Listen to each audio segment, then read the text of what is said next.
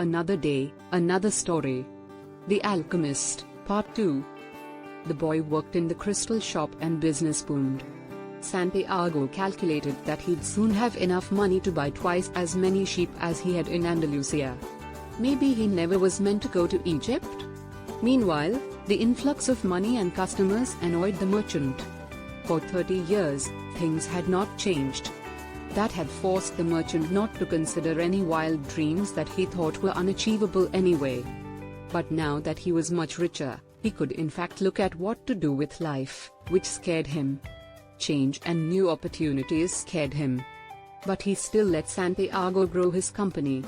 11 months after he had come to Tangiers, Santiago had decided not to go to Egypt.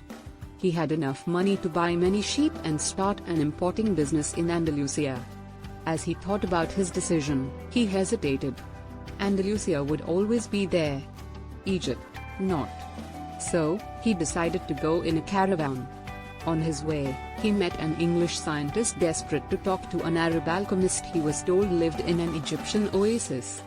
The Englishman wanted to find the philosopher's stone but had failed so far. He hoped the alchemist would help him. They started the trip on their way to an Egyptian oasis and became friends. The Englishman taught the boy he had to read more books, and Santiago taught the Englishman he had to pay more attention to the caravan. They reached the oasis and stayed because war had begun between desert tribes. The Englishman met the alchemist who told him to begin practicing transforming lead into gold. So, he did. As for Santiago, he met a girl named Fatima and they fell in love. But he still didn't have retrieved his treasure at the pyramids. One day, Santiago, when looking at the desert, had a vision of a big army invading the oasis. It was uncommon as oases are said to be heavens of peace. He still warned the chiefs. They decided that Santiago would be paid if the army really invaded, but that he would be killed if it did not. Shortly after, the alchemist came and tested Santiago.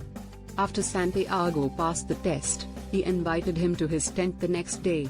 The next day, an army of 500 men invaded the oasis. They were all killed. Santiago was paid and he became a counselor. The next day, he went to see the alchemist. The alchemist told him he wanted to help him. But Santiago felt rich. He had a camel, a lot of money, and his soon-to-be wife Fatima. Why go to Egypt? The alchemist objected that none of these had been found at the pyramids. The alchemist said he'd help Santiago.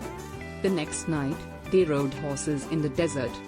The alchemist asked Santiago to find life in the desert. They found a snake together, which the alchemist interpreted as positive. But Santiago didn't want to leave the oasis. He didn't want to leave Fatima. The alchemist convinced him otherwise. They are left together the next day. They rode their horses together towards the pyramid.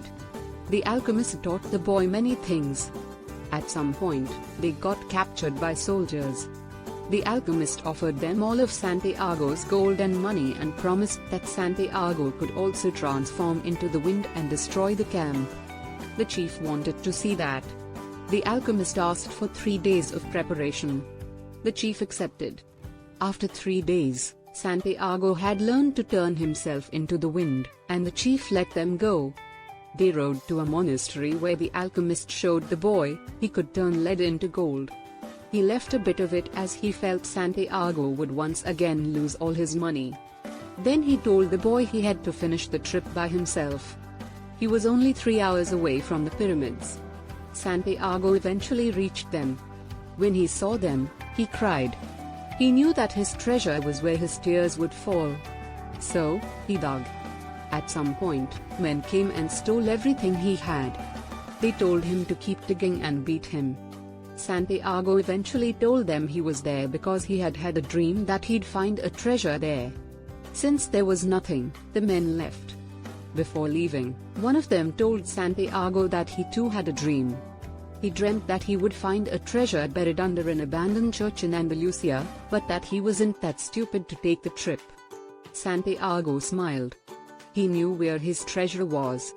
He went back to Spain, dug the treasure, and went back to the oasis to marry Fatima. Thanks for watching.